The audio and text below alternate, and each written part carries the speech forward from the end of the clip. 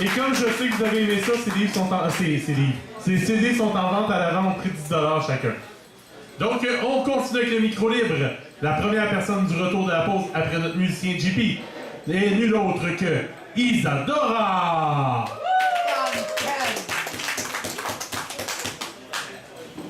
C'est tout ce que tu nous donnes à soir.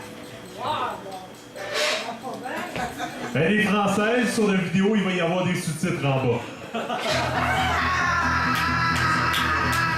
Je Je t'aime, Christian, je t'aime! T'as de l'humour! Oh, mon Dieu! J'espère que dans l'éternité, il y a de l'humour. Je pense que la prochaine fois, Bonsoir. prendre le refus. Hein? Bonsoir. Bonsoir. Je ne sais pas comment ça va sortir ce soir parce que j'ai un peu le cœur en marmelade, étant donné la situation que mon pays traverse en ce moment. Mon pays où je suis née, évidemment la France, puisque je suis française. Et j'ai vraiment très mal pour eux. La souffrance qu'ils endurent. Enfin.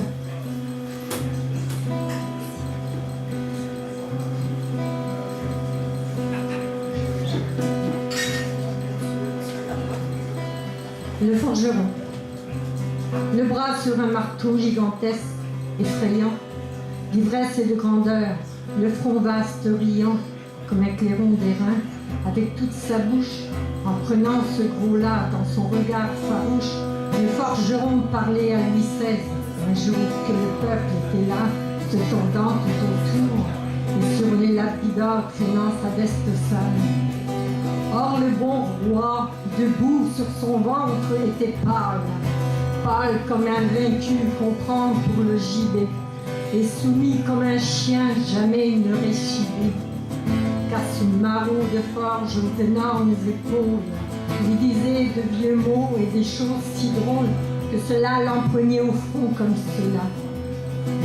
Oh, tu sais bien, monsieur, nous chantions tralala, et nous piquions les bœufs vers les sillons des autres. Le chanoine au soleil filait des pannes, des pâtes nôtres, sur des chapelets clairs grenaient de pièces d'or. Le Seigneur à cheval passé, sonnant du corps.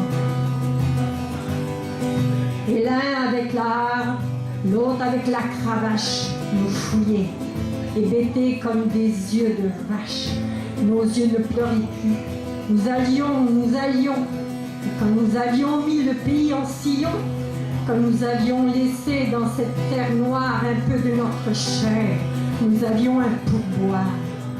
On nous faisait flamber nos taudis dans la nuit. Nos petits faisaient un gâteau fort bien cuit. Oh, je ne me plains pas, je te dis mes bêtises. C'est entre nous. J'admets que tu me contredises. Ah, ce n'est pas joyeux de voir au mois de juin, dans les granges entrées des voitures de foin énormes, de sentir l'odeur qui se pousse, des vergers quand il pleut sous peu de l'herbe rousse, de voir les blés, des épis pleins de grains, de penser que cela prépare bien du pain. Oh, plus fort on irait aux fourneaux qui s'allument, chanter joyeusement en martelant l'enclume. Si l'on était certain de pouvoir prendre un peu, étant l'homme à la fin, de ce que donne Dieu. Mais voilà, c'est toujours la même vieille histoire. Mais je sais maintenant, moi je ne peux plus croire. Quand j'ai de bonnes mains, mon front et mon marteau, qu'un homme vienne là, tague sur le manteau et me dise: mon gars, ensemence ma terre, que l'on arrive encore quand ce serait la guerre, me prendre mon garçon comme cela chez moi. Moi je serai un homme et toi tu seras roi.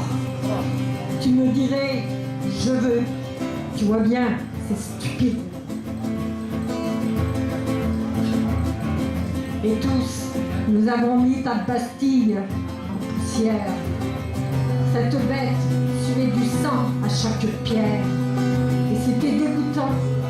La Bastille debout, avec ses murs lépreux qui nous racontaient tout. Et toujours, nous tenaient enfermés dans leur ombre. Citoyens, citoyens, c'était le passé sombre qui roulait, qui râlait, qui croulait quand nous prîmes la tour. Nous avions quelque chose au cœur comme l'amour. Nous avions embrassé nos fils sur nos poitrines. Et comme des chevaux, nous, en soufflant des narines, nous allions fiers et forts, et ça nous battait là. Nous marchions au soleil, front haut, comme cela, dans Paris. On venait devant nos vestes sales. Enfin, nous nous sentions hommes, nous étions pâles. Sire, nous étions sous de terribles espoirs. Et quand nous fûmes là, devant les donjons noirs, agitant nos clairons et nos feuilles de chêne, les pics à la main, nous n'eurent pas de haine. Nous nous sentions si forts, nous voulions être doux. Et depuis ce jour-là, nous sommes comme fous. Le toit des ouvriers a monté dans la rue. Et ces maudits s'en vont, foulent toujours la crue. De nombreux revenants aux portes des richards, moi je cours vers eux, assommés les chats, et je vais dans Paris noir, marteau sur l'épaule, farouche, à chaque coin, balayant quelques drôles. Et si tu me riais au nez, je te tuerais. Il le prend par le bras, arrache le velours, des rideaux et lui montre en bas les larges cours, où fourmille, où se lève la foule épouvantable avec des bruits de houle, hurlant comme une chienne, hurlant comme une mère, avec ses bâtons forts et ses pics de fer, ses tambours, ses grands cris de halle et de bourre. La soubre de haillons, saignant de bonnet rouge, l'homme par la fenêtre ouverte montre tout, on voit pâle et suant qui chancelle debout, malade à regarder ça.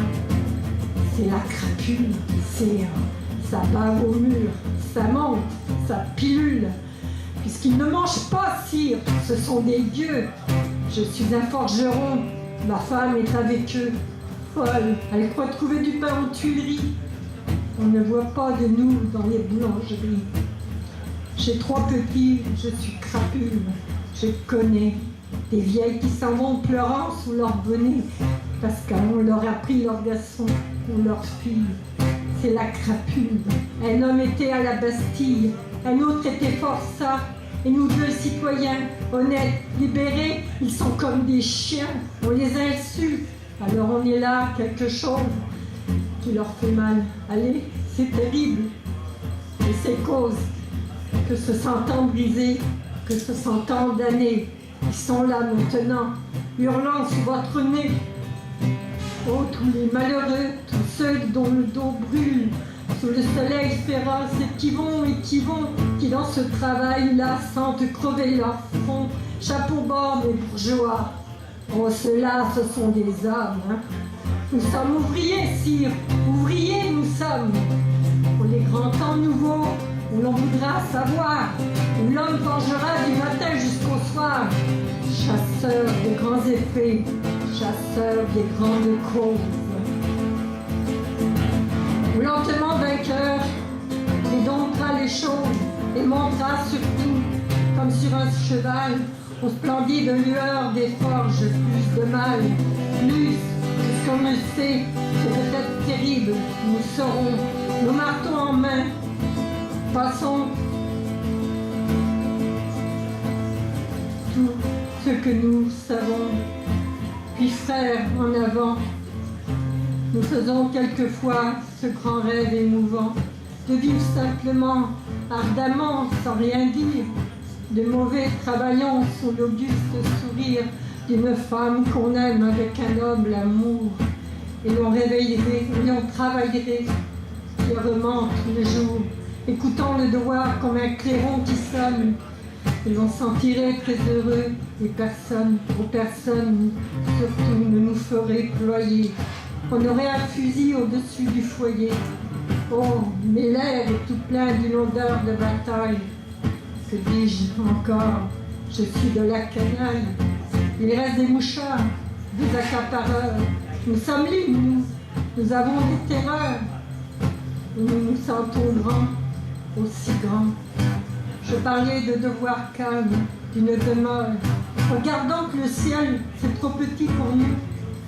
Nous crèverions de chaud, nous serions à genoux.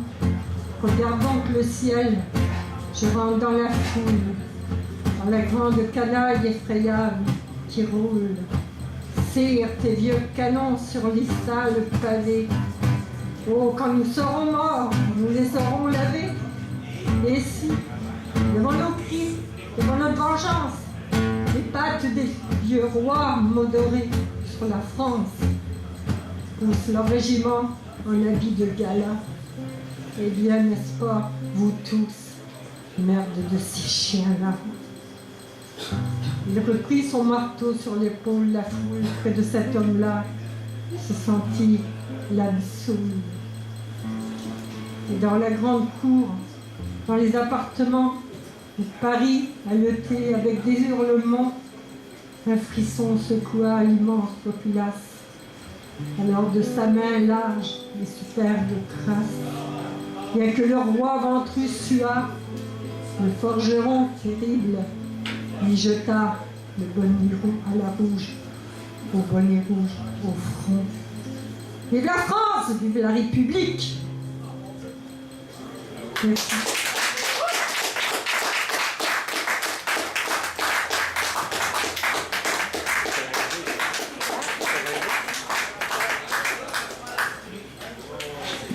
C'était Isadora qui visait Rimbaud.